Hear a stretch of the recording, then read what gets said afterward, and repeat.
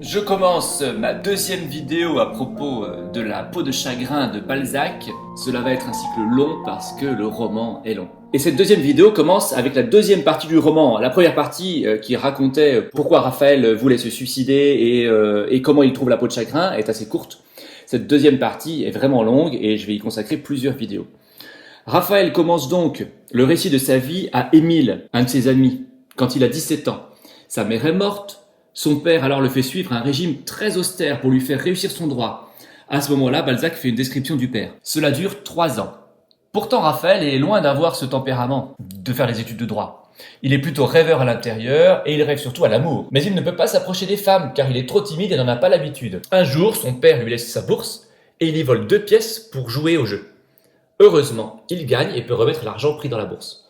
Son père lui fait confiance dorénavant et lui accorde une petite pension, un argent de poche en quelque sorte, avant de lui dire qu'il va désormais tout lui raconter sur ce qu'il souhaite de lui. Son père a en fait acheté longtemps auparavant des terres à l'étranger qui, avec les changements politiques, lui ont été retirées. Et maintenant, il doit même payer les ressources qu'il a eues à partir de ces terres. Et donc il se retrouve totalement sur la paille. Raphaël quitte donc une situation où son père lui donnait beaucoup de choses à faire, à une situation où il devient son propre tyran. Il travaille comme un fou pour sauver l'honneur de sa famille. Finalement, un homme politique signe leur ruine. Raphaël doit tout vendre, sauf une île où se trouve le tombeau de sa mère. Son père meurt, il n'a plus qu'un tout petit pécule, il est même obligé de vendre son mobilier, il est aussi obligé de licencier son vieux serviteur, Jonatas.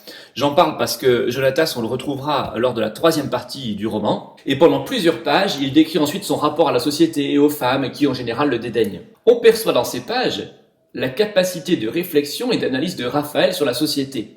Capacité que nous retrouvons tout au long du roman et que Balzac lui prête bien sûr. Raphaël décide d'écrire une grande œuvre sur la volonté.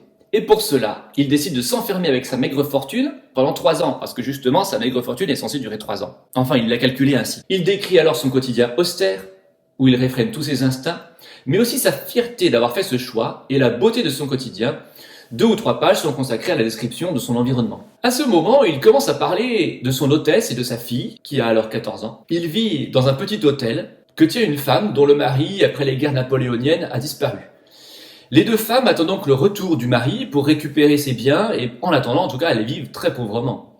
Dans un premier temps, elle s'occupe très bien de Raphaël. Raphaël entreprend alors l'instruction de Pauline, la fille, qui apprend très bien et qui est très intelligente. Il fait la description de cette fille, il en décrit la grâce timide, il lui enseigne le piano, et il réfléchit aussi à la tendresse qu'il lui porte, mais n'envisage jamais l'amour avec elle, parce qu'ils sont tous les deux dans la misère. Et Raphaël ne conçoit pas du tout l'amour dans la misère. Cette réflexion annonce la partie du roman qui sera sur Fédora. Il se rendra compte dans la 3e partie du roman qu'il est en fait amoureux de Pauline, qu'elle a été amoureuse de lui, mais en tout cas c'est pas le moment de le dire. 3 ans se passent donc comme cela. Après une vie tranquille dans l'hôtel avec Pauline, Raphaël rencontre Rastignac, qui entreprend de lui faire voir la vie autrement. Et c'est pour cela que j'interromps ma 2e vidéo ici, parce qu'ensuite le récit change totalement et Raphaël va sortir et Raphaël va être un peu plus débauché et il va en tout cas rencontrer la comtesse Fédora à laquelle seront consacrées plusieurs vidéos.